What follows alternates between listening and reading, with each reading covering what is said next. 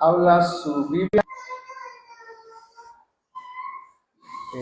Hemos decidido parar en esta ocasión la serie expositiva de Romanos que veníamos enseñando ya hace un tiempo. Estamos por el capítulo 4, ¿verdad? Entonces, se ha optado con la guía del Señor poder enseñar, poder predicar acerca de los salmos por el contenido que los salmos tienen. Ustedes, ¿verdad?, que cuando cantamos en la congregación, cantamos varios salmos, Salmo 139, el Salmo 19, el Salmo 36.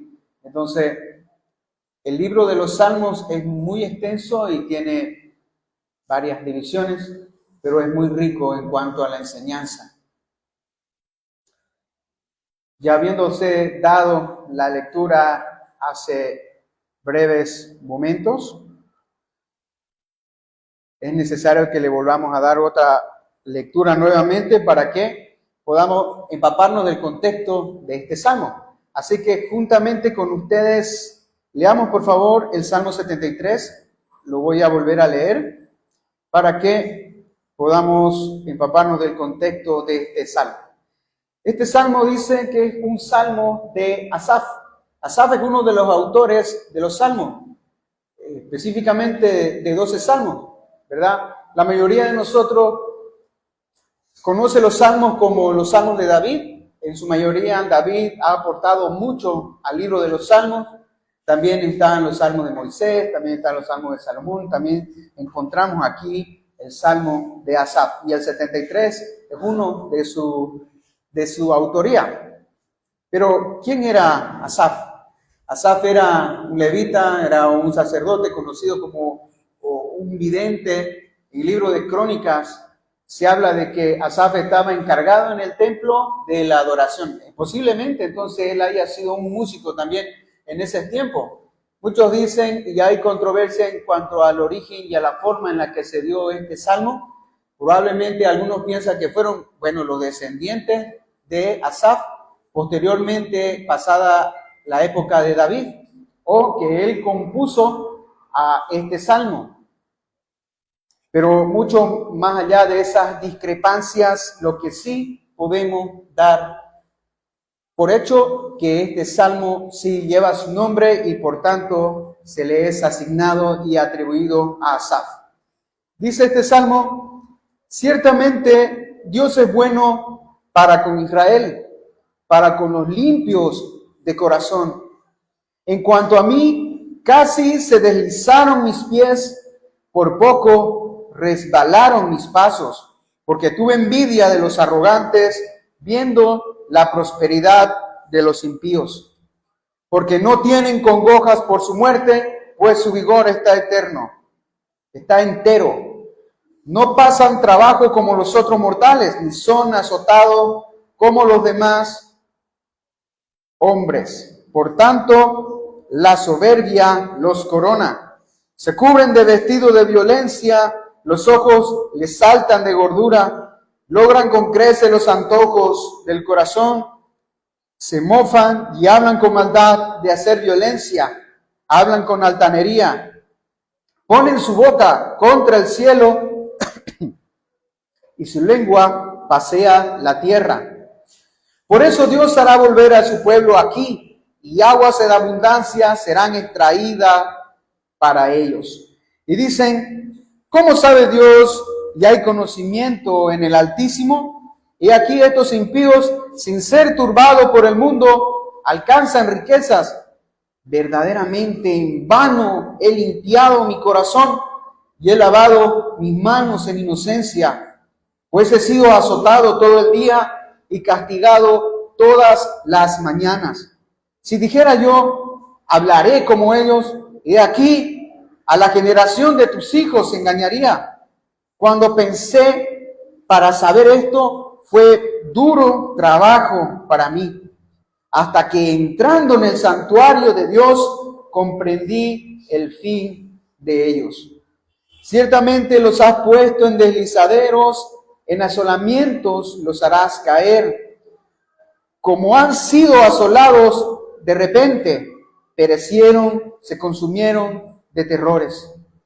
Como sueño del que despierta, así, Señor, cuando despertares, menospreciarás su apariencia.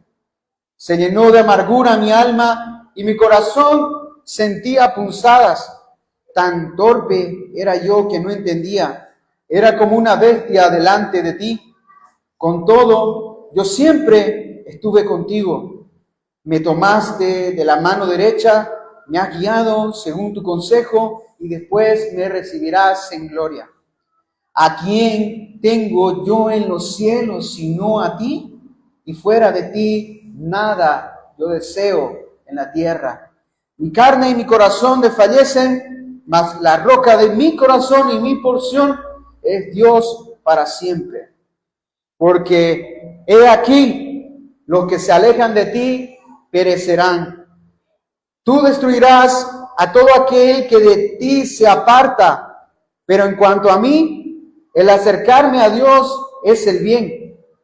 He puesto en Jehová el Señor mi esperanza para contar todas sus obras.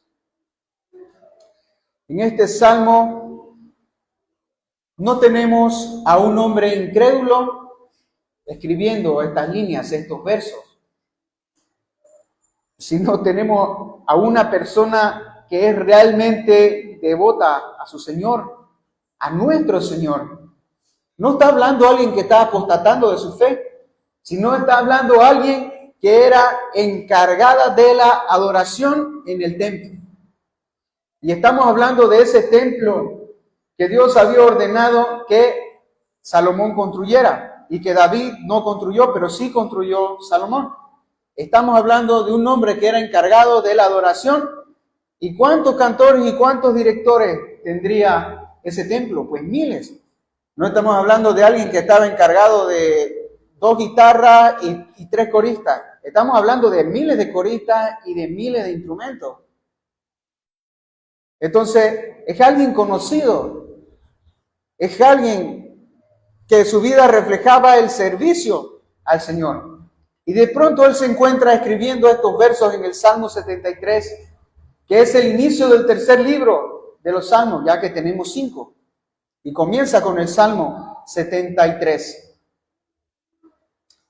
Parafraseando, Spurgeon dice que este Salmo es la radiografía de un corazón que ha enfermado, pero que no está muerto.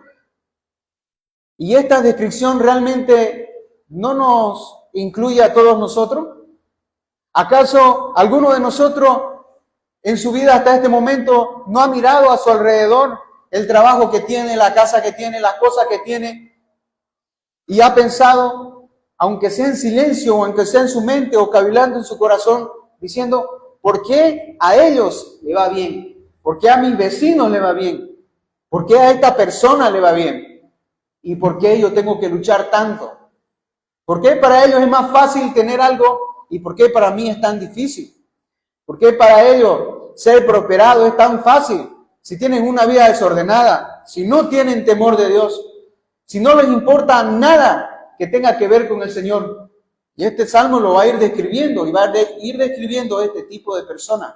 ¿Y por qué a mí sí? ¿Y por qué a mí que yo me congrego los domingos? ¿Y por qué a mí que yo sí participo de un discipulado? Por lo menos sí sé cuántos libros tiene el Antiguo Testamento. Pero ¿por qué a mí me va tan mal? ¿Por qué yo no puedo tener lo que ellos tienen? ¿Alguna vez, algunos de nosotros nos hemos preguntado estas cosas?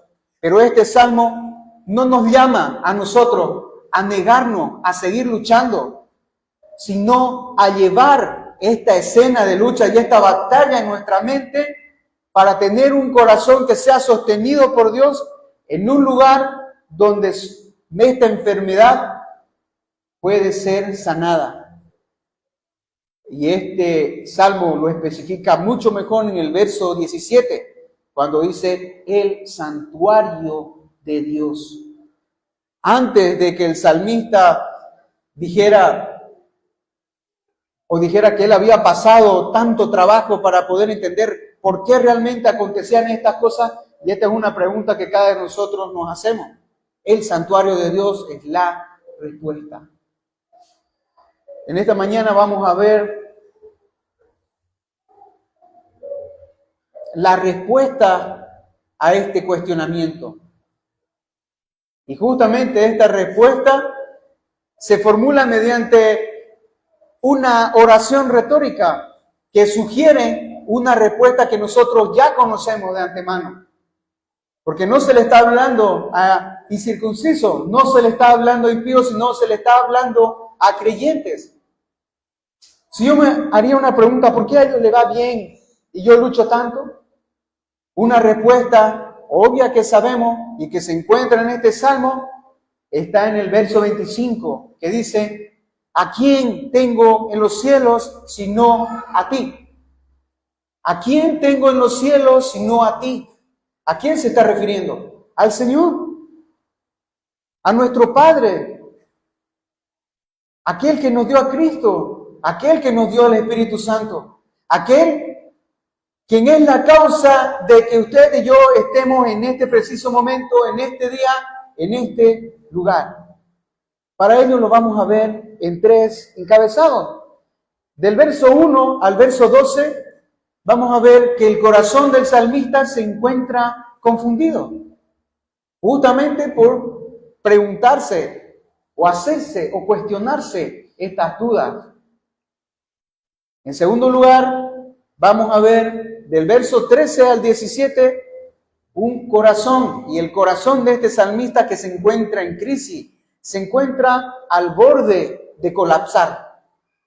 Y en tercer lugar, y por último, vamos a ver que el corazón de este salmista encuentra su respuesta en la presencia de Dios. En primer lugar, un corazón confundido. En segundo lugar, un corazón en crisis. En tercer lugar, un corazón que encuentra respuesta en la presencia de Dios. ¿Y acaso esta no es la secuencia lógica que cada uno de nosotros pudiéramos encontrar o pudiéramos aferrarnos en el momento de nuestras dificultades, en el momento de que nuestro corazón se quiera desviar solamente por lo que vemos, cuestionando realmente por qué suceden las cosas buenas a otros y a nosotros las cosas malas? Asaf comienza con una verdad irrefutable. Veamos el primer encabezado. Un corazón, el corazón del salmista confundido, del verso 1 al verso 12. ¿Qué dice Asaf? Dice: ciertamente es bueno Dios para con Israel, para con los limpios de corazón. ¿Pueden notar algo curioso en este salmo? Y es que nosotros hemos dicho que este salmo es parte de la radiografía de un corazón que se encuentra enfermo pero no está muerto. Pero el verso 1, él comienza dando la conclusión de entrada.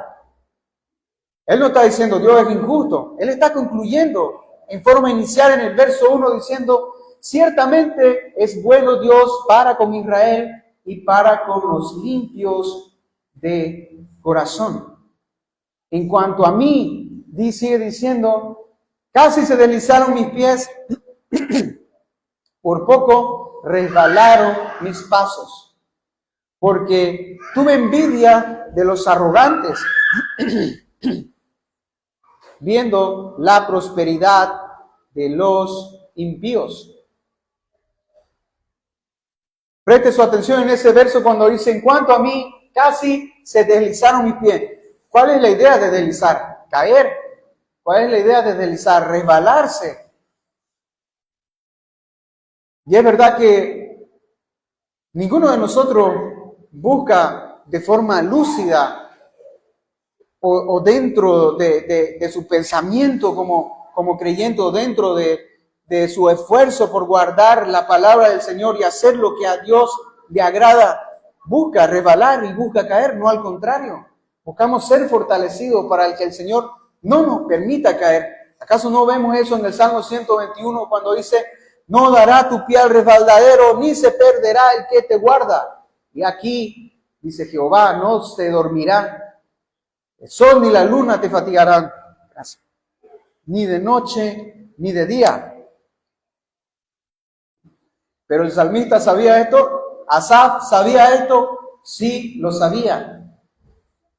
Pero recuerde que él está redactando y está hablando acerca de la bondad en medio de la prosperidad de los malvados. Y está contando su propia experiencia, lo que él ha pasado. Y él dice, en cuanto a mí, casi se deslizaron mis pies. El problema que tenía Asaf no era doctrinal, no era que él no sabía, no era que él no entendía, sino que era más que todo un tema direccional. Ese era su problema. Desde el momento que él dejó de mirar a Dios y comenzó a observar la prosperidad y a observar de manera obsesiva cómo estos impíos se llenaban de riquezas, cómo estas personas que hacen el mal y disfrutan haciendo maldad a otros y estafando y robando y extorsionando y mintiendo, estaban sanos, parecían estar fuertes, parecían estar libres de aflicción. Tenían tanto poder y eran tan arrogantes que no solamente prosperaban, sino que hacían todas estas cosas sin tener una pizca de temor al Señor. Y este es el mundo en el que nosotros vivimos. ¿Cuándo hemos visto en nuestra experiencia, en nuestras vidas, toparnos con personas que sean íntegras, personas que hayan sido prosperadas, personas que tengan todos sus bienes y lo hayan tenido de manera lícita, personas que tengan grandes emprendimientos y que nunca hayan robado, que nunca hayan estafado, que nunca hayan sobornado, que nunca hayan mentido? Es muy difícil poder encontrar personas así, pero sí las hay, pero sí es muy difícil porque la mayoría de las personas con las que nosotros nos hemos topado o para las que hemos trabajado siempre han tratado de abusar, de aprovechar, de explotar y de ganar a costa de la vida y del esfuerzo de otra persona. Y eso es el pan diario en la ciudad en la que vivimos. Las cosas ya no son por debajo, sino son frontales. Ya no existe una pizca de temor, por eso tampoco existe ni una pizca de vergüenza. Charles Spurgeon decía, nada pone más a prueba la fe del justo que ver al justo florecer como un árbol que ha sido bien regado. Nada pone a prueba la fe de aquel que es justo que ver a aquel que es injusto florecer como un árbol que es bien regado. Un corazón que está confundido no duda de la existencia de Dios, sino duda de que Dios sea justo. Y no lo decimos en palabras literales y pensando, Dios es injusto, no lo decimos. Pero cuando cuestionamos de por qué a ellos y a nosotros no, estamos diciendo, Dios, eres injusto. Dios no es justo porque yo merezco, ellos no. Porque yo debo tener, ellos no. El peligro no está en que nosotros veamos la prosperidad de aquel impío que comienza a tener cosas en abundancia sin ningún tipo de esfuerzo ni de temor, sino algo muy importante aquí en que cada uno de nosotros podemos interpretar esta prosperidad como la evidencia del favor de Dios en sus vidas. ¿Se da cuenta? Muchas veces, y esto es el pensamiento más recurrente que tenemos en la actualidad, es de decir, si a mí me va bien, y hemos visto, ¿verdad?, a los malos, a gente malvada, a gente que ejerce violencia sobre otro, cuando tienen todas sus cosas dicen, gracias a Dios porque Él me dio sabiduría. Le está atribuyendo al Señor la prosperidad como un favor divino. Entonces, ¿qué hacemos nosotros? Que no vivimos esas vidas. Decimos, seguramente Dios nos está bendiciendo. ¿Por qué lo bendice a Él y no a mí? Estamos interpretando esta prosperidad como si fuera una evidencia de que Dios tiene favor con esa persona. ¿Acaso aquel que produce estupefacientes o aquellos que producen cocaína y la revenden y matan a millones de personas alrededor del mundo, hasta ellos dicen, gracias a Dios que me ha bendecido? Y la gente que no entiende dice, no, ellos son buenos. Esto es el favor de Dios. Dinero es favor de Dios. Eso no es favor de Dios. No podemos reducir el favor divino del Señor, su misericordia, su bondad, su justicia, su amor, su tierna misericordia. Solamente a través de la retribución monetaria, a través de dinero, a través de cuánto tenemos en el bolsillo, a través de qué vehículo manejamos, a través de cuánto tenemos depositado en nuestro banco.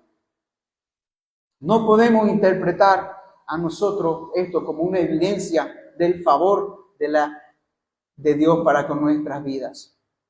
No podemos tomar esto como justicia del Señor. Debemos entender, por ejemplo, que no hay mucha diferencia entre nosotros. Estimados hermanos, no hay mucha diferencia entre nosotros con el entendimiento que tenían los judíos, o en este caso el pueblo de Dios, Israel, en este tiempo. Y eso es algo que conocemos como el principio de la retribución. ¿Y han escuchado hablar acerca de la reciprocidad? Reciprocidad es, ejemplo, me respetas y te respeto. Reciprocidad entre padres e hijos. Si mi padre no hace tales cosas, él tiene derecho para decirme que yo no las haga. Si él las hace, yo las hago porque él las hace. Queremos encontrar reciprocidad en todo. Pero yo les puedo preguntar, ¿acaso hubo reciprocidad entre Dios y nosotros cuando Él entregó a su Hijo? ¿Acaso Dios nos dio a Cristo viéndonos a nosotros que vivimos vidas justas, que éramos guardadores de su palabra? ¿Acaso Él dijo, no, yo tengo que corresponderles a ellos con la salvación porque ellos han sido justos? No, la reciprocidad en este caso no funciona. Y este mismo principio se vivía en ese tiempo. ¿Qué eran lo que decían los judíos, por ejemplo, o el pueblo de Israel? ¿Verdad? Hay leyes contra las maldiciones por la desobediencia y leyes contra las bendiciones por la obediencia. ¿Y cuál era el pensamiento que ellos decían? Y lo mismo le pasó a Job. Decían, mientras más terrible sea el sufrimiento de una persona, mientras más caótica sea su vida, mientras más sufra, mientras más males tenga, es porque Dios le está pagando por su pecado. Miremos desde otro lado ahora. Ahora, mientras esta persona sea más bendecida y tenga más cosas y tenga todo lo que la gente desea, está recibiendo la bendición de Dios. Este era el principio de reciprocidad y esta era la forma en la que ellos entendían. Por eso, cuando Job se le quitó todo y él terminó abandonado, hijos muertos, esposa muerta, sin casa, sin bienes, sin recursos, lleno y cubierto de enfermedades en la piel, de roncha, todo sarnoso, tirado en la tierra. Vinieron sus amigos, 3 amigos, supuestamente a consolarlo. ¿Y qué fue lo que ellos entendieron? Le dijeron, Job, arrepiéntete de tu maldad, porque esto solamente le puede acontecer a gente que ha hecho el mal. Pero Job que decía, yo no he hecho el mal, yo no he pecado contra el Señor. Y vemos aquí cómo se entiende este principio de reciprocidad. Y eso lo podemos ver también en este tiempo. Podemos ver que hay un entendimiento entre nosotros de ver a alguien que tiene mucho, Dios lo ha bendecido. ¿Cómo sabemos que Dios lo ha bendecido? Y si vemos a alguien sufrir y pasando calamidades, debe ser por su pecado. ¿Qué nomás habrá hecho él? Mirá a su familia, ¿cómo está? ¿Cómo sabes que es un castigo del Señor? ¿Cómo sabemos que realmente esto es así? ¿Y saben cuándo nosotros comenzamos a preguntarnos estas cosas? ¿Cuándo esto nos empieza a suceder a nosotros? Miren lo que dice Asaf acerca de estos malvados. Dice, se cubren de vestido de violencia, los ojos les saltan de gordura, logran con creces los antojos del corazón, se moflan y hablan con maldad en hacer violencia, hablan con altanería, ponen su boca contra el cielo. y su lengua pasea la tierra. Por eso Dios hará volver, dice aquí, aguas en abundancia serán extraídas por ellos. Y dicen, ¿cómo sabes? ¿Y hay conocimiento en el Altísimo? Traducido a esto, lo que quiere decir es que por causa del engaño en la boca de esta persona, muchos se han extraviado y han sido seducidos por sus palabras y han sido engañados por lo que estas personas ofrecen. ¿No han visto los negocios de estafa que hay por redes, por llamadas, por juegos, por aplicaciones?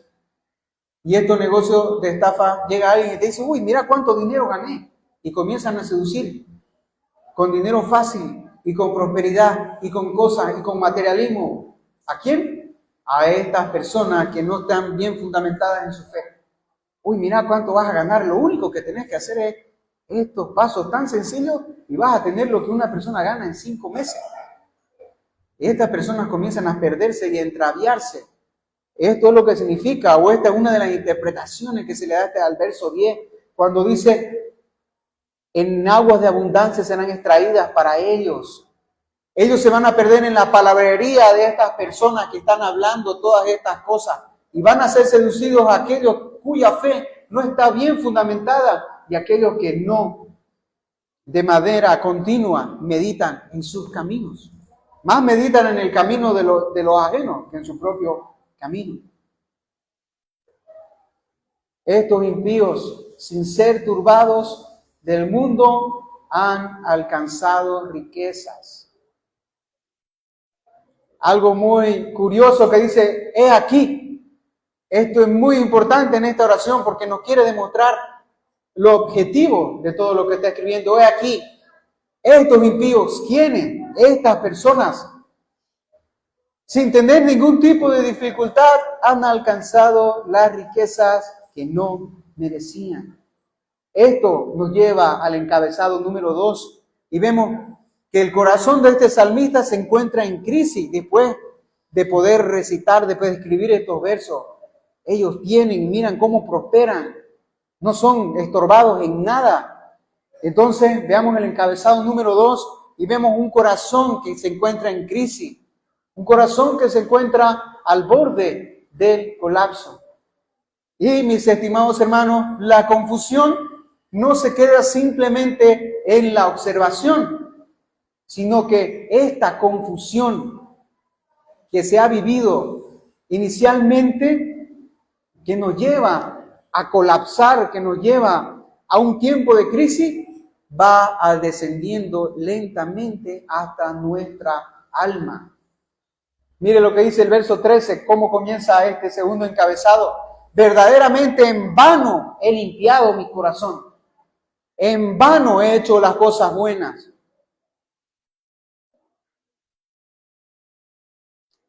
Asaf no está negando la santidad de Dios, no está negando la santidad de Dios porque él ha hecho finalmente todas estas cosas. ¿Qué dice el verso 13? Verdaderamente en vano he limpiado mi corazón y he lavado mis manos en inocencia. Él no cuestiona la santidad de Dios porque él ha estado viviendo una vida santa. Pero lo que está cuestionando es el valor que representa a veces santificado y a veces consagrado para su Señor. La misma vida que tenemos nosotros. ¿No dice, por ejemplo, en Eclesiastés capítulo 4, algunos de los versos de Eclesiastés capítulo 4, que dice, mejor tener, dice, con trabajo honesto, una mano llena y descansar bien, que con 2 manos llenas no tener descanso y haber trabajado de manera desleal y no tener ningún tipo de descanso? ¿Acaso no dice esto Eclesiastés el capítulo 4? ¿Acaso no cuestionamos nosotros cuando decimos, ¿valió la pena obedecer? El sufrimiento constante probablemente que pudo haber vivido esta persona, el azote diario, lo puede llevar a una pregunta peligrosa. Ustedes se pueden preguntar, ¿vale la pena obedecer al Señor? ¿Vale la pena guardarme en santidad? ¿Vale la pena limpiar mi corazón? ¿Vale la pena vivir en rectitud? ¿Vale la pena amar la justicia? ¿Vale la pena hacer las cosas correctas? ¿Vale la pena la sinceridad? Sin embargo, aunque nosotros nos cuestionemos estas cosas en medio de esta crisis, todavía encontramos gracia de parte del Señor. ¿Y cómo vemos esta gracia? Lo vemos en el verso 15. Mire lo que dice el verso 15. Si dijera yo, hablaré como ellos, he aquí, a la generación de tus hijos engañaría. ¿Qué significa esto? Asaf quiere decir, si yo fuera como ellos, entonces estuviera haciendo el mal a la generación de los hijos de Israel, estuviera desviándolos en este camino de la codicia y la mentira, de la ingratitud y de los corazones enfermos. Y el verso 16 dice, cuando pensé para saber esto, fue duro trabajo para mí, hasta que entrando en el santuario de Dios, comprendí el fin de ellos. ¿Cuál es la respuesta entonces a esta pregunta de por qué nos suceden cosas malas a nosotros? Lo voy a poner en un caso que ya conocemos. ¿Por qué nos robaron a nosotros? ¿Por qué nos roban a nosotros? ¿Por qué se llevaron todas nuestras cosas? Si hemos trabajado duro para tener esto y no lo queríamos para extorsionar gente, no lo queríamos para engañar, lo queríamos para servir al Señor. Lo queríamos para predicar el Evangelio. No tenía el uso en la cabaña de los cambistas, el teclado, ni la impresora era para extorsionar gente. Lo teníamos para servir al Señor. ¿No es una causa justa? ¿No hablamos de cosas rectas aquí? Y si nos hemos preguntado esas cosas, si nosotros como congregación nos pasan estas cosas, ¿qué más podemos esperar? Pero este salmo nos da la respuesta en el verso 17. Yo pensé en el verso 16, decía, ¿cuánto pensé en estas cosas? Fue muy difícil para mí darme cuenta de realmente de qué era lo que significaba. Pero el verso 17 es muy importante en este texto y dice, hasta que entrando en el santuario de Dios, comprendí el fin de ellos. Mis hermanos, el santuario es el lugar donde la fe de nosotros recupera nuestra vista. Ya no estamos viendo a los demás, estamos en el santuario. Y nuestra fe realmente abre nuestros ojos. No se trata aquí de un cambio de circunstancia. No es que entrando en el santuario de Dios todas nuestras circunstancias han cambiado, sino un cambio de perspectiva, un giro de 180 grados. El mirar el poner nuestra vista a otro lugar, el ya no mirar abajo, el ya no mirar al vecino, el ya no mirar en las cosas que teníamos pero que ya no tenemos. Un cambio de perspectiva. Hemos recuperado nuestra fe. Al entrar al santuario, la presencia de Dios. En esta presencia de Dios que se encuentra en el santuario, el ruido del mundo pierde autoridad. Dejamos de escuchar la realidad que algunos creen que es la verdadera realidad. Valga la redundancia. Y siempre que nos encontramos en momentos difíciles, debemos decir, volvamos a la realidad. Estas cosas están sucediendo así, pero volvamos a la realidad. ¿Cuál es la realidad? La realidad que vemos con los ojos de nuestra fe. ¿Qué fue lo que comprendió Asaf? ¿Qué fue lo que comprendió Asaf en la presencia de Dios? Veamos el tercer encabezado. Un corazón, el corazón del salmista que está siendo reordenado y encuentra consuelo, fortaleza, encuentra verdad en la presencia de Dios. del verso 18 al 28. El fin de los impíos habla del 18 al 20. Asaf comprende en esta presencia de Dios que la prosperidad del impío es real, no es falsa. Ellos prosperan, pero no lo hacen de manera justa, de manera honesta. Es real, pero es frágil, porque así como un día pueden tener, al otro día pueden haber perdido todo. ¿Acaso no vemos a aquellas personas, no hemos visto en las noticias, en los noticieros, que aquí cerca del Urubó, un joven de 26 años fue asesinado y estaba conduciendo un BMW? ¿Cuánto cuesta un BMW? 26 años. Un día puede tenerlo todo y al otro día puede perderlo todo, incluso su vida. La prosperidad del impío es real, pero es frágil.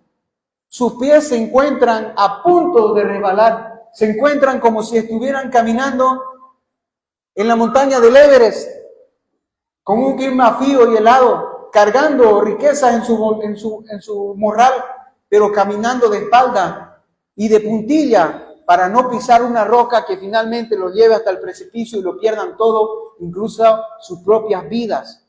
Lo que parecía estabilidad era realmente una caída retrasada. Y la prosperidad del malvado es esto, una caída retrasada. Cuando usted vea a gente que prospera así, que no tiene temor de Dios, recuerde esto. Esta prosperidad es solamente una caída retrasada, nada más. La fe que realmente es madura entiende que el tiempo no es el juez final de nosotros. Y lo que estemos pasando ahora no nos define a nosotros. Quien define todas las cosas que nos acontecen y acontecerán es nuestro Señor. Dios es el juez finalmente de todas estas cosas. Veamos ahora que después de Él entrar al santuario y estar en la presencia del Señor, entiende estas cosas, los impíos van a aparecer. Vemos el arrepentimiento del salmista, del 21 al 22. Y él dice, tan torpe era yo cuando entré a la presencia del Señor. Y eso lo hizo dar cuenta. Era tan torpe que era como una bestia de delante de ti. ¿Quién puede decir esas cosas delante de la presencia de Dios? ¿Quién puede hablar así en sus momentos de oración con el Señor? ¿Cómo es una oración superficial? Señor, como la oración del publicano. Yo soy justo. Pero la oración de Asaf fue de humillación porque en la presencia de Dios encontró esa respuesta. No sabemos cómo ni qué vio en el templo, pero seguramente como nosotros estuvo expuesto a la palabra y a la ley de Dios, a los escritos de Dios. Y él entendió. Y este es el lenguaje de un corazón que está siendo restaurado. Nunca se atribuye a sí mismo su propia razón. Nunca se atribuye a sí mismo ser más sabio que Dios. Nunca cuestiona a Dios. Tan torpe era yo que no entendía. Era como una bestia delante de ti. Aquel que es orgulloso de forma intelectual nunca puede tener una humildad reverente delante del Señor. Y ahora vemos qué es lo que sigue después de que él dice que era torpe y después de que él entendió realmente que esta prosperidad era una caída retrasada. El verso 23 al 26.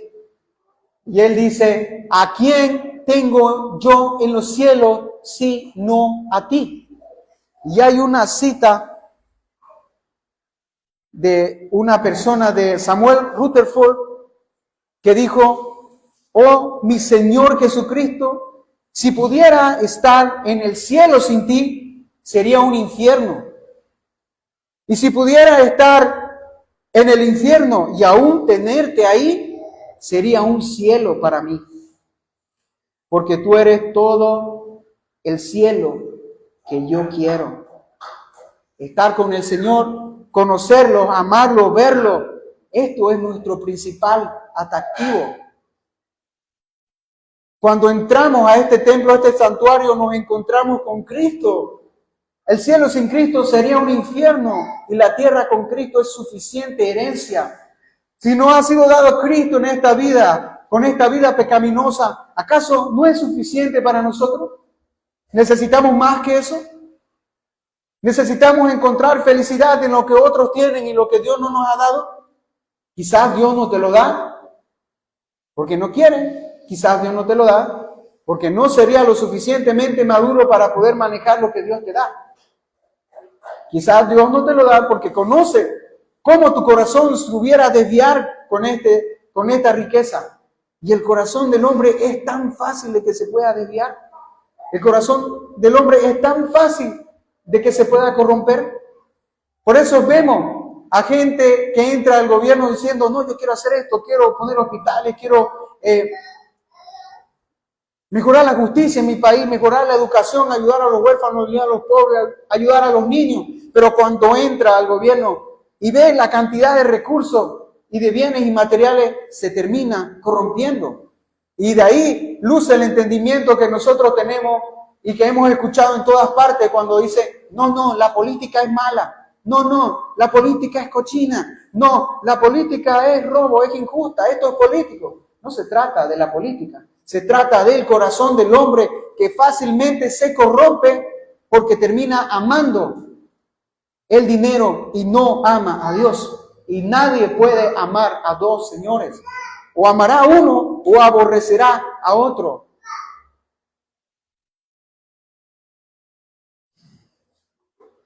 Cristo es nuestro santuario definitivo. Al momento de entrar en esa presencia, entendemos con mayor claridad lo que Asaf pudo vislumbrar en ese momento.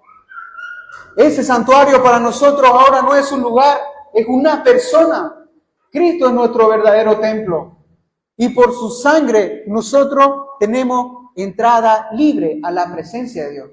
Ya no tenemos que hacer más sacrificio en el sentido de que alguien más tiene que pagar para que nosotros tengamos un encuentro con el Señor. Cristo es aquel templo.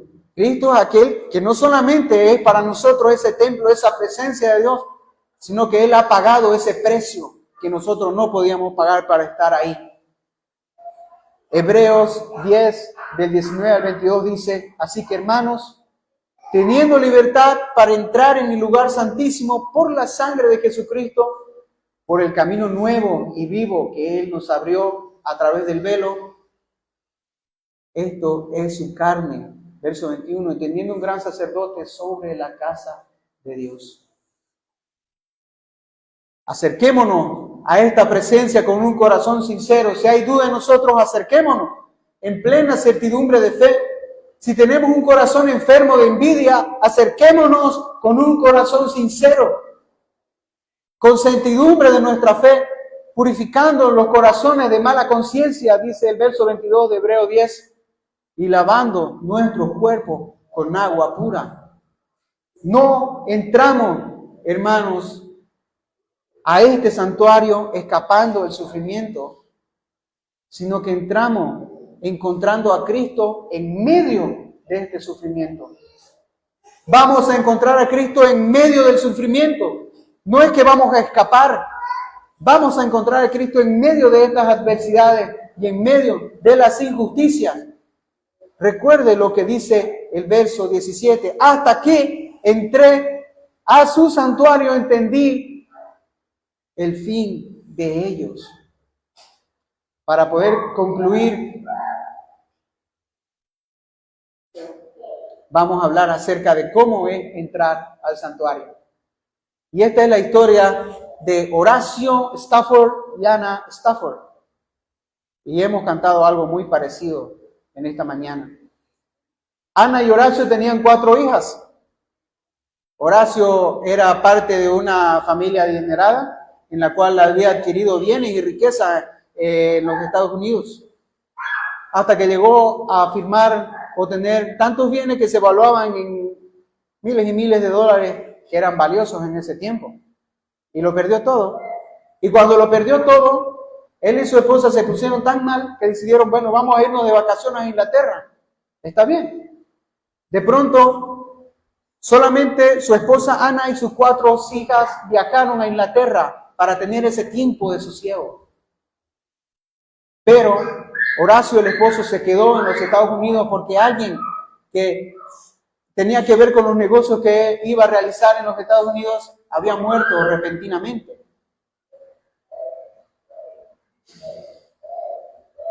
Esta persona, Ana,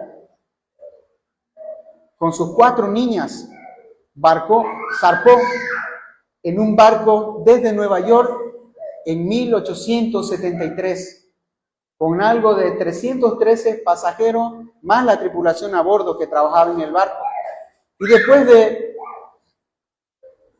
de una semana navegando en el océano Atlántico, este barco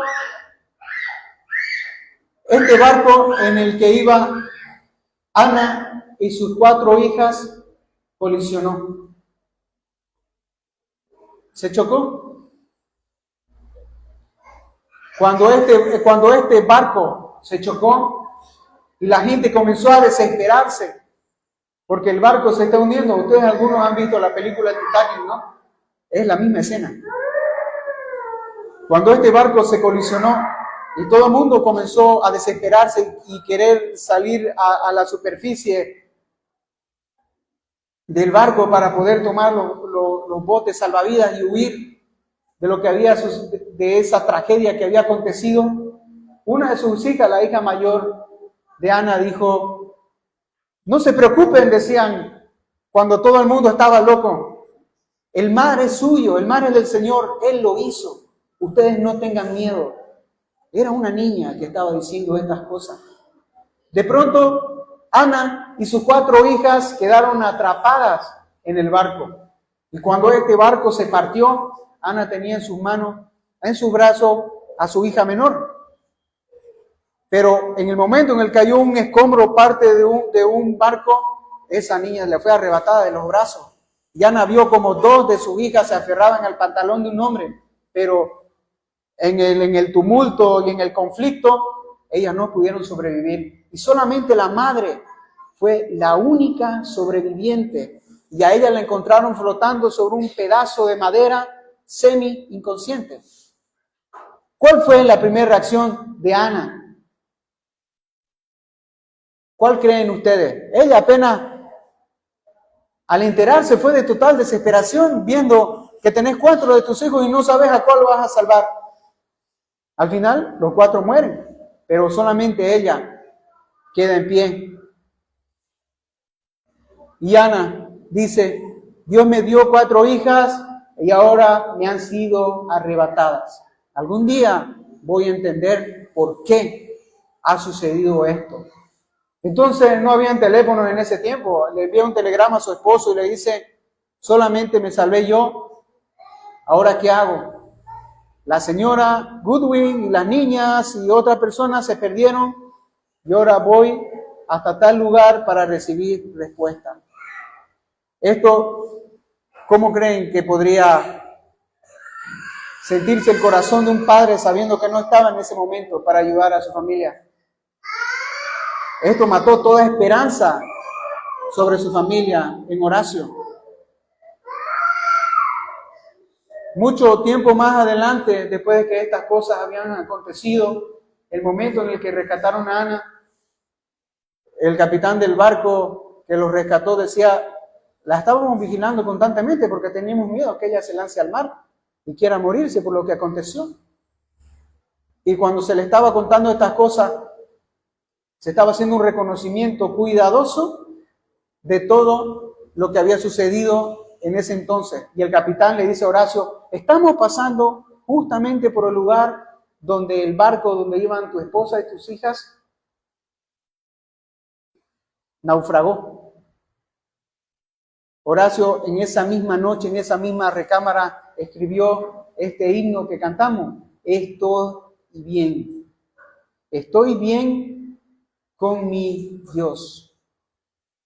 Horacio escribe: el jueves pasado navegamos sobre el lugar donde ocurrió el naufragio, en medio del océano, a mucha profundidad, pero no quiero pensar en nuestros seres amados como si estuviesen allí.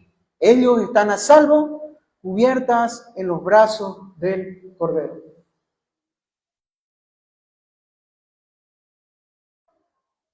Este matrimonio perdió todo lo que tenía, no solamente sus riquezas, no solo sus negocios, perdieron a su hija, pero no perdieron a su Señor, pero no perdieron la fe.